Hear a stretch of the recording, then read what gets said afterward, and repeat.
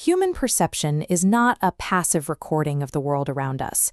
It is an active, ongoing simulation, a projection where the brain guesses what is out there before the light even hits your eyes. Look at these door panels. Your brain recognizes the vertical columns and recessed squares instantly, but it is likely hallucinating those straight lines to fill in the gaps. It takes a conscious effort to see the 16 circles hidden in the intersections. When the environment provides data that contradicts this internal guess, it triggers a prediction error. It is the moment your brain realizes its model of the world is wrong. High performers, from elite athletes to chess grandmasters, don't avoid these errors. They intentionally engineer them, putting themselves in positions where their current model is guaranteed to fail. This gap between what we expect and what actually happens is the primary leverage point for change. Learning to navigate these errors is how we begin to steer our own biological updates.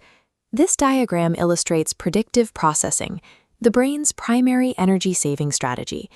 It uses past data, your priors, to forecast the immediate future, avoiding processing reality from scratch. It only allocates resources to pay close attention when a real-world event fails to match that forecast. That mismatch manifests physically as a chemical shift. An unexpectedly positive result triggers a dopamine spike. A disappointment causes a sharp dip. This fluctuation acts as an algorithmic teaching signal. It provides the exact feedback the brain needs to update its model and produce a more accurate forecast next time. Prediction errors aren't mistakes to be avoided. They're the fundamental mechanism that allows us to learn, adapt, and improve. If our biology is designed to learn from every error, why do we get trapped in the same cycles of failure for years? The system fails because of emotional interference, a glitch that hijacks the learning circuit. When an error is wrapped in intense shame or fear, the amygdala takes over. This causes the prefrontal cortex, the part of the brain that actually processes the update, to go offline. Instead of integrating the new information, the brain retreats. It defaults to its oldest, most flawed historical data, because that data feels safer than the uncertainty of the mistake. In this state, a biological mechanism designed for growth becomes a defensive, inescapable mental prison. When we rely on this historical data, the brain begins to predict failure, even in neutral situations, projecting past trauma onto a brand new day. To the brain, being right is more energy efficient than being surprised. It will actually try to force external reality to match its negative internal predictions. This drives us towards self-sabotaging behaviors, choices that unconsciously manufacture the very failure we were trying to avoid, just to keep the model consistent. What looks like a streak of bad luck is often just an outdated predictive model running a self-fulfilling loop.